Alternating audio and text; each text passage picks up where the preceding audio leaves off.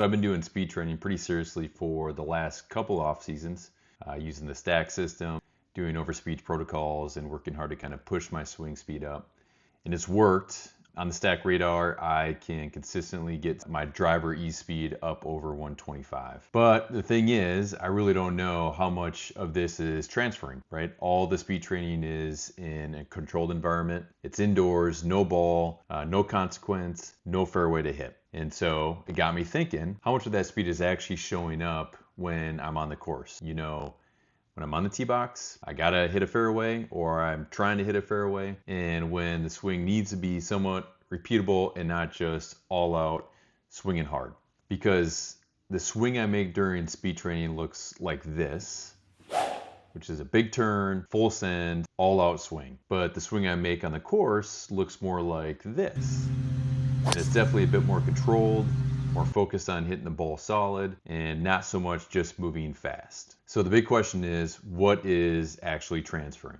What does my on-course driver swing speed actually look like? So to find out, I brought my stack radar out for a 9-hole round, and 7 of those holes were actually using the driver and just regular swings, real shots, real pressure, and I just wanted to see, what am I swinging on the course? All right, so let's walk through what I saw on the course. On each hole, I had the stack radar system set up, and I also tracked my shots with shot scope. So here's kind of what ended up unfolding. So hole 1, first swing of the day, felt pretty good, relaxed, caught a little bit on the heel. Swing speed was 118 miles an hour, ball speed was 176 miles an hour, which not terrible, but with the heel strike, you know you're leaving a little bit energy on the table. Hole 3, now this one felt fantastic. This was probably the best swing and drive of the day. Good tempo, definitely center strike, pretty darn straight, not a whole lot of curve on it. Ended up being 122 mile an hour swing speed, 178 ball speed. Not a huge jump in the ball speed, even though I felt like the contact was really good. Now I do want to make a note, on the stack radar, it says 272 yards was the carry. On the shot scope, I had 303. It's a fairly big difference, and I get like the stack radar is doing total carry, shot scope is doing total with roll, but to be honest, we've had so much rain, we're not getting really any roll here. Definitely had a few holes where the ball mark was literally right next to where my ball was when I got to it. So there seems to be some discrepancy in the total distance versus what I saw with shot scope, but not a big concern. Really, I'm just focused on the actual swing speed and the ball speed transfer at this point.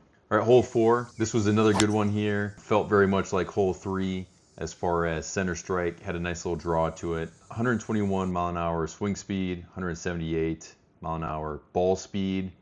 Again, the radar said 272 yard carry, but the shot scope had me at 296, and this was the hole where literally the ball is laying right next to the ball mark. Hole 5, another good shot, pretty well center strike. Ended up having 102 mile an hour swing speed, and this one I finally broke the 180 ball speed on the course with 181 mile an hour ball speed. So that was pretty good. Glad to see actually getting over 180 on the course. Felt really good. Hole 6, now this was not a very good shot. Not very good contact, was a bit heely, just didn't feel like a good swing. 119 miles an hour swing speed, 171 mile an hour ball speed. It was definitely a little bit spinny, a little floaty, so I think the energy transfer just didn't happen because it was just poor strike on the face. Hole 8, this one felt decent. Not nearly as good as the better shots I had, but not as bad as the worst shots that I had on this day. 119 mile an hour swing speed, 176 mile an hour ball speed. And the last hole with the driver for this experiment was hole 9. Just, again, not a very good swing, not a very good strike. Heely, spinny, 118 mile an hour swing speed, 170 mile an hour ball speed. All right, so here's kind of what I'm taking away from this. 1, I was pretty happy with my swing speed. I was pretty consistently between 118 and 122 miles an hour. So that tells me that the speed training I'm doing seems to be actually transferring. I do remember just a couple years ago doing a fitting, and I was typically right around that, anywhere from 113 to 116 swing speed. So it's going up, it's improving, that's awesome. The negative is it's not all transferring to the ball. So at that swing speed, let's say average about 120, should be getting close to 180 ball speed pretty regularly if I have a high smash factor. That's not happening.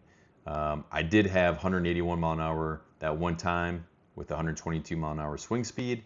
Otherwise, most of the ball speed was much more lower 170s to kind of mid, sometimes upper 170.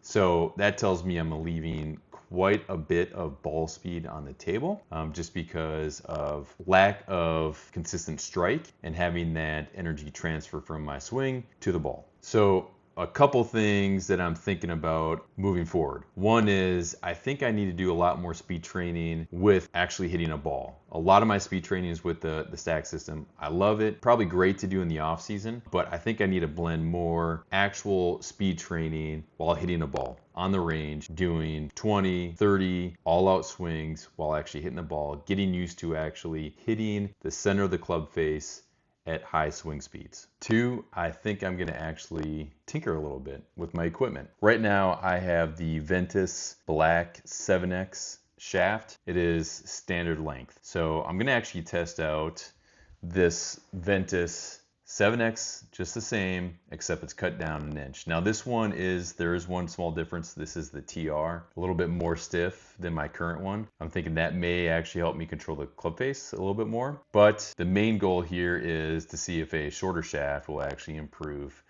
the consistency in hitting the center face of the club. Which, if I do that, then even though I may lose 1 or 2 miles an hour because it's slightly shorter, transferring that speed to the ball should be more efficient and actually see a slight increase in the ball speed. All right, so that's my baseline. On the core swing speed, it's in a good place, just need to do some work in order to see increase in that ball speed. Next phase is going to be a lot more blending swing speed with actual ball striking, doing range sessions, maybe some skill challenges, some small gear tweaks, including testing out this new shorter shaft. And as always, anything I'm testing out, what I find actually works, going to go ahead, I'll share back with you guys here. All right, so appreciate you guys watching. Let me know if you got any questions. If you're working on your own speed gains and you're finding things that work, love to hear them. Share them in the comments section. Otherwise, we will check you guys out next time.